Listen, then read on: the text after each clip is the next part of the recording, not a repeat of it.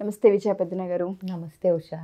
Marriages అయిపోయిన తర్వాత కూడా భార్య, నేను అమ్మాయి వైపే ఫస్ట్ మాట్లాడతాను, ఎమోషనల్గా ఎందుకు ఇంకొకరికి కనెక్ట్ అవ్వడం జరుగుతూ ఉంటుందంటారు? అంటే రీజన్స్ ఏంటి?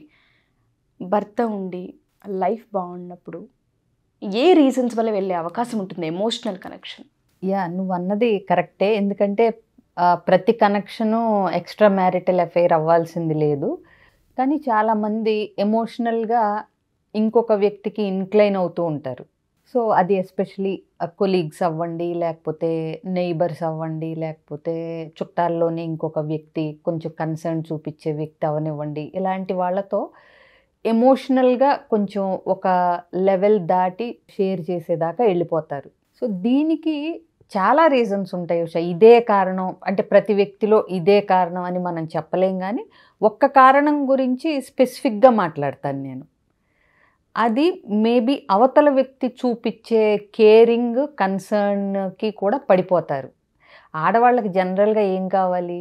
ఒక ఓదార్పు, ఒక అనునయం, ఒక మంచి మాట, కేరింగ్, ఇలాంటివి కావాలి. సో ఇవి భర్త జనరల్గా భార్య పైన చాలా ప్రేమ ఉంటే కూడా ప్రతిరోజు ఇవి ఎక్స్ప్రెస్ చేయాల్సిన అవసరం ఉంది అని అనుకోడు. అంత అంటే ఫార్మల్గా ఉండాలని కూడా అనుకోరు కొంతమంది. నా భార్యే కదా, నా భార్యకి నా ప్రేమ ఏంటో తెలీదా, ఇప్పుడు నేను చెప్తేనే తెలుస్తుందా, ఇలాంటివి అనుకునే అవకాశాలు కూడా ఉంటాయి కొంతమందిలో. చాలా మెచ్యూర్డ్ మాది రిలేషన్షిప్ అనుకునే వాళ్ళు ఉంటారు. ఇంకొకటి, కొంతమందికి తెలియదు, ఉన్న ప్రేమని ఎలా ఎక్స్ప్రెస్ చేయాలో తెలియదు. భర్తలందరికీ ఎక్స్ప్రెస్ చేసే విధానం, నా భర్తకి నా పట్ల ఉన్న కేరింగ్, కన్సర్న్ అని భార్యకి తెలవకపోవచ్చు. ఇదే లవ్ లాంగ్వేజెస్ టాపిక్ మనం మాట్లాడిద్ది. అర్థమైందా? అవన్నీ భర్తగా చేస్తున్నాడు అనుకుంటుంది, కానీ అందులోనే అతని ప్రేమ ఉంది, అందులోనే అతని కేరింగ్ ఉంది, అందులోనే అతని కన్సర్న్ ఉంది, అందులోనే బాధ్యత రూపంలో అదంతా బయట పెడుతున్నాడు అని అనుకోదు. అంటే ఫర్ ఎగ్జాంపుల్ చెప్తాను. ఇప్పుడు మామూలుగా ఇప్పుడు ఏ చుట్టమైనో లేకపోతే ఎవరో ఒకళ్ళు ఎక్కువగా కొంచెం ఈవిడ పట్ల అట్రాక్ట్ అయిన ఆయన కానీ ఎవరన్నా రోజు ఫోన్ చేసి భోజనం అయిందా, భోజనం చేసావా, లేకపోతే నిన్న బాగాలేదన్నావు కదా, హాస్పిటల్కి వెళ్ళి వచ్చావా, డాక్టర్ ఏమన్నారు, ఇలాంటివన్నీ స్లోగా స్టార్ట్ చేసినప్పుడు అబ్బా ఆయనకి అంటే నా మీద ఎంత బాధ్యత, ఎంత గుర్తు పెట్టుకుని అడిగారు తిన్నావా అని. మా ఆయన ఒక్క పూట కూడా ఆఫీస్కి వెళ్ళాడంటే మళ్ళీ ఇంటికి వచ్చే వరకు అసలు మధ్యలో తిన్నావా అని అడగడు. ఇలా స్లోగా ఇంకా వేరే అసంతృప్తులు ఉన్నప్పుడు, భర్త యొక్క ప్రేమ భార్య ఎక్స్పెక్ట్ చేసిన విధానంలో లేనప్పుడు, లవ్ లాంగ్వేజ్ డిఫరెన్సెస్ లేనప్పుడు భార్య ఆటోమేటిక్గా అలాంటి కన్సర్న్ బయట వ్యక్తి నుంచి ఓదార్పు మాట కానీ లేకపోతే ఇట్లాంటివి ఏదన్నా వచ్చినప్పుడు స్లోగా వాళ్ళతో షేర్ చేయటం, వాళ్ళతో ఎక్కువ మాట్లాడటం, పర్సనల్ విషయాలు కూడా షేర్ చేసుకోవటం, ఇలాంటివి వచ్చినప్పుడు అవతల వ్యక్తి వెల్ విషరు, నిజంగా మెచ్యూర్డ్ పర్సన్, నిజంగా వీళ్ళ బాగు కోరేవాడైతే మాట్లాడే విధానం వేరుగా ఉంటుంది. ఏ కొంచెం ఈవిడ లైన్లో పడుతుంది, పెడితే మనకు పడిపోద్ది అనుకునే గనక మైండ్ సెట్ ఉంటే గనక ఈవిడ చాలా త్వరగా ఎమోషనల్గా వాళ్ళకి కనెక్ట్ అయిపోయే అవకాశాలు ఉంటాయి. ఎందుకంటే ఓకే ఈ అమ్మాయి పొగిడితే పడిపోద్ది, 4 సార్లు ఫోన్ చేసి అడిగితే పడిపోద్ది అని ఎప్పుడైతే అవతల వ్యక్తిలో ఒక దురుద్దేశం స్టార్ట్ అయిందో, సో ఇక కన్సర్న్ చూపించడం ఎక్కువ అవుతుంది. అర్థమైందా? మీరు నిన్న నుంచున్నారు కదా, త్వరగానే వెళ్ళారా ఇంటికి, ట్రాఫిక్లో మెట్రో దొరికిందా, ఏదో ఒకటి సందర్భాలు బోల్డ్ ఉంటాయి. అవునా, నిన్న కొంచెం హెడేక్గా ఉందన్నారు కదా అని మళ్ళీ ఆవిడ ఇంటికి చేరింది అనుకున్నాకో 1 గంటకో ట్యాబ్లెట్ వేసుకోమని చెప్పాను తగ్గిందా, ఇట్లాంటివన్నీ గంటకి పరామర్శించడం, పూటకి కన్సర్న్ చూపించడం పట్ల ఏమవుతుందంటే స్లోగా ప్రతి స్త్రీకి ఎప్పుడు తన మీద భర్త కన్సర్న్ చూపించాలి, ప్రేమ చూపించాలి, కురిపించాలి, నా భర్త నన్ను చాలా ప్రేమగా చూసుకోవాలి, ఇవన్నీ ఉంటాయి. ఒకవేళ ఆ భర్త కొంచెం రిజర్వ్డ్ టైపు, బాధ్యతలోనే ప్రేమ చూపించే టైపు అంటే ఏంటి, ఇప్పుడు ఆయన ట్యాబ్లెట్ తీసి వేసుకోమని ఇస్తాడు, కానీ తర్వాత ఇప్పుడు ఆఫీస్ నుంచి ఫోన్ చేయటం మర్చిపోయారు అనుకోండి, తగ్గిందా అని. మళ్ళీ సాయంత్రం ఇంటికి వచ్చాక అడుగుతాడు, పొద్దున్న ట్యాబ్లెట్ ఇచ్చి వెళ్ళాను కదా తగ్గిందా అని. ఈ మధ్యలో ఫోన్ చేసి కనుక్కోకపోవటం తప్పా రైటా అని వాళ్ళు అనుకున్నారు అంటే అది వ్యక్తిని బట్టి ఉంటుంది. అర్థమైందా? సో ట్యాబ్లెట్ వేసుకున్నావా తగ్గిందా అని గంటకి ఫోన్ చేయటం బెటరా, ట్యాబ్లెట్ చేతిలో పెట్టి ఇది వేసుకొని తలనొప్పి తగ్గిపోతుందని చెప్పి వెళ్ళిన భర్త బెటరా? అర్థమైందా? భర్త యొక్క ప్రేమని అది ఏ రూపంలో వస్తుందో తెలుసుకోలేనప్పుడు, లేదా కొన్నిసార్లు భర్తలు కూడా నెగిటివ్గా ఉండొచ్చు, అంటే అసలు ఏం పట్టించుకోపోవచ్చు. 3 పూట్ల భార్యకి పిల్లలకి చక్కటి భోజనం పెట్టాలని నిరంతరం శ్రమించే భర్త గొప్పవాడా, లేకపోతే బయట నుంచి గంటలు సొల్లు కబుర్లు చెప్పేవాళ్ళు గొప్పవాళ్ళ? అవునా? సో అక్కడి నుంచి మీకు రూపాయికి సంబంధించింది ఏదీ రాదు, కానీ మనసు మాత్రం అనవసరపు కబుర్లతో మిమ్మల్ని అట్రాక్ట్ చేసి మిమ్మల్ని ట్రాప్లో పడేయటానికి, చాలా కన్సర్న్ చూపించడానికి చాలామంది రెడీగా ఉంటారు. ఆడవాళ్లే చాలా తస్మాత్ జాగ్రత్త అన్నట్టు, ఎవరు ఎలాంటి వాళ్ళు, అసలు వీళ్ళకెందుకు ఇంత కన్సర్ను, ఇవన్నీ కొంతమంది అన్నెసరీగా స్లోగా పర్సనల్ విషయాలు కూడా లాగి ఎక్కడ అసంతృప్తి ఉందని తెలుసుకుని అవి వీళ్ళు భర్తీ చేయటానికి కూడా చూస్తారు. ఇప్పుడు ఈ స్లోగా షేరింగ్లో వీటిలో ఫర్ ఎగ్జాంపుల్ మీ అంటే ఇంటిమసీ ఎట్లా ఉంటుంది ఇలాంటివి కూడా మాట్లాడుకునే స్టేజ్కి వచ్చినప్పుడు ఎక్కడైతే డిస్సాటిస్ఫాక్షన్ ఉందని తెలిస్తే అది స్లోగా ఎమోషనల్ కాకుండా ఎక్స్ట్రా మ్యారిటల్ అఫైర్ అయిపోయే అవకాశాలు కూడా ఉంటుంది. అవతలాలను బ్లేమ్ చేయటం కంటే మనం ఎక్కడ ఆ అవకాశం ఎక్కడిచ్చాం, ఎందుకు ఇచ్చాం అన్నది తక్కువ పట్టగలగాలి. ఇంకొకటి, ఎమోషనల్గా కనెక్షన్ అయిన తరువాత ఫిజికల్ కనెక్ట్ అవ్వటానికి మనం గనక అంటే ఆ లైన్ని చూసుకోకపోతే బౌండరీని ఈజీగా జారిపోతారు.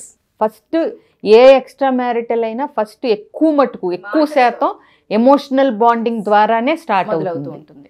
సో ఆ బౌండరీ మీకు ఎప్పుడైతే ఓకే, ఏదో ఒక పరిస్థితుల వల్ల నెగిటివ్ ఆర్ పాజిటివ్ ఆర్ మీరు మీ భర్తని ప్రేమను అర్థం చేసుకోలేక అవతల వ్యక్తి పరాయి వ్యక్తి చూపించే బూటకపు అంటే కేరింగ్నే ప్రేమ అనుకుని కానీ ఏదైనా అనుకుని చాలా కన్సర్న్, ఈ వ్యక్తికి నా మీద చాలా మంచి అభిప్రాయం ఉంది, ఇతను చాలా మంచి ఫ్రెండు, ఇలా అనుకుని మీరు అన్నీ షేర్ చేయటం అన్నీ చేయటం చేస్తూ కనుక ఒక లైన్ దగ్గరికి వచ్చేసరికి మీకు మీ బౌండరీ లైను అర్థం అవ్వనంత వెర్రి వాళ్ళు ఎవ్వరు ఉండరు.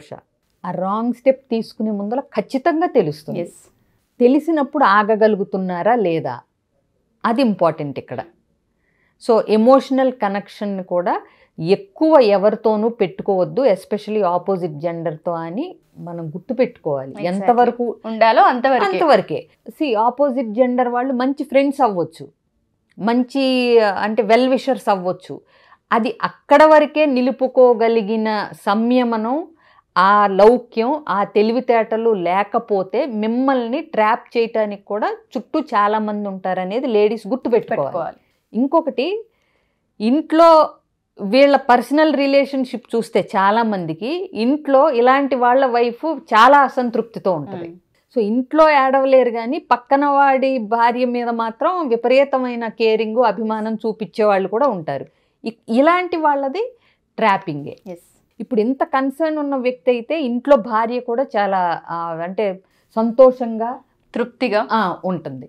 బట్ మీరు అబ్జర్వ్ చేస్తే ఎక్కువ మట్టుకు ఈ అనవసరపు ఎమోషనల్ కన్సర్న్ అతిగా, ఇది కూడా ఆడవాళ్ళు కూడా ఒక్క నిమిషం ఏ కోణంలో అయినా ఏ క్షణమైనా మీకు ఏంటి తను మరీ కొంచెం అతిగా చేస్తున్నాడు అన్న వెంటనే అని మీకు తట్టింది అంటే దాని అర్థం నువ్వు కట్ చేయమ్మా, నీకు టైం వచ్చింది, అతన్ని కట్ చేయాల్సిన టైము అని హింట్ ఇచ్చినట్టే. మీరు అది పట్టించుకోలేదో మీరు గోతిలో పడ్డట్టే. కాబట్టి ఎప్పుడూ కూడా ఎమోషనల్ బాండింగ్కి కానీ దేనికి పక్కా వేపులు చూడకండి. ఒకవేళ భర్తలో ప్రాబ్లం ఉంటే మీ కౌన్సిలర్స్ ఉన్నారు. అందుకే ఇవాళ రేపు కౌన్సిలింగ్ అనేది స్టిగ్మా కాదు.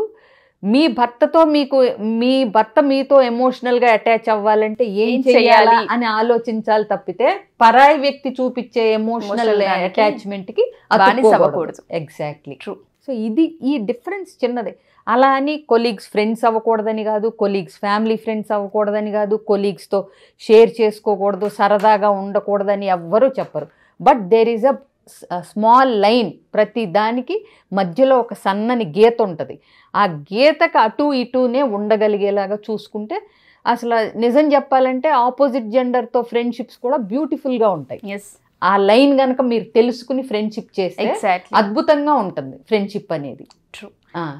ఫ్యామిలీ లాగా బిల్డ్ చేసుకోగలిగితే ఎగ్జాక్ట్లీ దాన్ని నిలుపుకోగలిగి ఫ్రెండ్షిప్ లాగే భర్తతో ఎమోషనల్ బాండింగ్ భర్తతోనే ఇచ్చుకునేలాగా ఉంటే నిజానికి బాగుంటుంది. అలాంటి ఫ్రెండ్షిప్స్ బాగుంటాయి కూడా. ఇవాళ రేపు అండి ఎవ్వరు ఆపోజిట్ జెండర్తో చేసే ఫ్రెండ్షిప్ని తప్పు పట్టేవాళ్ళు కూడా ఎవ్వరు లేరు ఇప్పటి కాలానికి. ఎందుకంటే లేడీస్ కూడా జాబ్ చేస్తున్నారు, లేడీస్ కూడా ఇంట్లో విషయాలు పక్కన వాళ్ళతో షేర్ చేస్తారు. అది సరదాగా నవ్వుకోవటానికి లేదా అవతల వ్యక్తికి హెల్ప్ అయ్యే విధంగా ఉండాలి తప్పితే అవతల వ్యక్తిని ట్రాప్ చేసే విధంగా మగవాళ్ళు చేయటం, ఆడవాళ్ళేమో భర్త ప్రేమని అనుమానించి లేకపోతే భర్త చూపించేది బాధ్యత మాత్రమే ప్రేమ కాదు అనుకుని అట్లా ఎమోషనల్ బాండింగ్ పెట్టుకోవటాలు, ఆ లైన్ చూసుకుంటే మంచిది. సో మీరు అన్నట్టుగానే ఈ ఎమోషనల్ కనెక్షన్కి ఎక్కువ అట్రాక్ట్ అయిపోయి జీవితాలను నాశనం చేసుకుంటున్న వాళ్ళు కొంతమంది, పేరెంటింగ్లో తెలిసి తెలియక కొన్ని విషయాలలో లైన్ క్రాస్ అయ్యి పిల్లల భవిష్యత్తులు పాడైన తర్వాత రియలైజ్ అయ్యే పేరెంట్స్ కొంతమంది. ఏదేమైనా పేరెంటింగ్కి తెలుసుకోవాల్సిన విషయాలు చాలా ఉన్నాయి. వైఫ్ అండ్ హస్బెండ్ ఎప్పుడైతే ఒక బంధంలోకి అడుగు పెడుతూ ఉంటుంటారో కొన్ని దగ్గర సాటిస్ఫాక్షన్స్ మనకి కనిపించవు. అటువంటప్పుడు ఏ విధంగా దీన్ని ఓవర్కమ్ చేయాలి, సంసార బంధాన్ని ఏ విధంగా ముందుకు తీసుకెళ్ళాలని వాటిపైన ట్రిక్స్ ఉంటాయి. ఆ ట్రిక్స్ చాలామందికి తెలియదు. కావాలంటే నా దగ్గర రావచ్చు. అదే అడుగుతున్నాను. పేరెంటింగ్కి సంబంధించి అయినా లేదా వైఫ్ అండ్ హస్బెండ్ మ్యారిటల్కి సంబంధించిన ఇష్యూస్ అయినా ప్రీ మ్యారిటల్ కౌన్సిలింగ్ అయినా సరే కావాలి అంటే మనం తీసుకునే అవకాశం ఉంటుందా? తప్పకుండా ఉషా, అసలు ఇవాళ నీడ్ ఆఫ్ ది అవర్ అది. ప్రీ మ్యారిటల్ కౌన్సిలింగ్కి నేను ఎప్పుడూ ఓటేస్తాను. నీకు తెలిసిందే కదా, ముందే రండి అమ్మా, ముందే తెలుసుకోండి. అలాగే మిగతాయి కూడా ఏంటంటే మొగ్గలో ఉండగానే ఏంటో తేడాగా ఉంటుంది బిహేవియరు, మాకు ఎక్కువ గొడవలు స్టార్ట్ అవుతున్నాయి. కొంతమందికి ఎస్పెషలీ ఒక టాపిక్ ఒక విషయం వచ్చినప్పుడు ఎంతకీ అది తెగదు, ఆ విషయం మీద ఇద్దరు ఒక ఏకాభిప్రాయానికి రాలేరు. అలాంటప్పుడు ఇమ్మీడియట్గా అసలు పేరెంట్స్ని ఇన్వాల్వ్ చేసేసి వాళ్ళని కన్ఫ్యూజ్ చేసి కంటే కూడా ఒక అవుట్ సైడ్ పర్సన్ మీకు ఎప్పుడు నిష్పక్షపాతంగా మీకు చెప్పగలిగే అవకాశాలు ఎక్కువ ఉంటాయి. కాబట్టి పేరెంట్స్ అంటే బయాస్డ్ ఉంటారు. ఇప్పుడు నేను నా పేరెంట్స్కి నా కోణంలోంచి చెప్తాను, అవతల వ్యక్తి వాళ్ళ కోణంలోంచి చెప్తాను. అప్పుడు ఎప్పుడైనా వినేవాళ్ళకి అవతల వ్యక్తిదే తప్పు అనేటట్టు ఉంటుంది. మనం చెప్పటం కూడా అలాగే చెప్తాం. మనం ఏదైతే అనుకుంటున్నామో అదే అవతల వ్యక్తికి చేరేలాగా చెప్తాం. నువ్వు తప్పు అనుకోబట్టే కదా నీ భర్తది నువ్వు మీ పేరెంట్స్కి నీ కోణంలోంచి చెప్పినప్పుడు నీ భర్తదే తప్పని నీ పేరెంట్స్ నమ్మే అవకాశాలు ఎక్కువ ఉంటాయి. అలాగే భార్య అటువైపు భర్త అయినా సరే. కాబట్టి వాళ్ళని ఇన్వాల్వ్ చేయకుండా వాళ్ళ జీవితాల్లో మీకు పెళ్ళిళ్ళు చేసి వాళ్ళు ప్రశాంతంగా కృష్ణ రామ అనుకుందాం అన్నప్పుడు మళ్ళీ ఈ సమస్యలతో వెళ్లకుండా వీలైనంత మట్టుకు ఫస్ట్ కౌన్సిలర్స్ని అప్రోచ్ అయ్యి అవి అయిపోయినాయి అనుకోండి, అసలు వాళ్ళ దాకా వెళ్ళే పనే ఉండదు కదా. Exactly, true. Thank you ma'am, thank you so much. So ఎవరైనా సరే మా ఈ వీడియోస్ చూసిన తర్వాత విజయపెద్ద గారి కౌన్సిలింగ్ కనుక మీకు కావాలి అనుకుంటే అది పేరెంటింగ్కి సంబంధించి ప్రీ మ్యారిటల్ కావచ్చు, ఎక్స్ట్రా మ్యారిటల్ అఫైర్స్కి సంబంధించి లైన్ క్రాస్ అవుతూ ఉన్నా మాకు ఏదో తేడాగా అనిపిస్తుందని మీకు అనిపించినా, మ్యారిటల్ కౌన్సిలింగ్ కావాలి అనుకున్నా, ఏ చిన్న డౌట్స్ ఉన్నా సరే ఆన్లైన్ కావచ్చు ఆఫ్లైన్ కావచ్చు విజయపెద్ద గారు అవైలబుల్గా ఉంటారు. కింద స్క్రోల్ అవుతున్న కాంటాక్ట్ నెంబర్ని కాంటాక్ట్ చేస్తే పూర్తి వివరాలు మీకు అందిస్తారు. Thank you. సుమన్ టీవీలో మీ పర్సనల్ అండ్ బిజినెస్ ప్రమోషన్స్ కోసం కింది నెంబర్కి కాంటాక్ట్ చేయండి.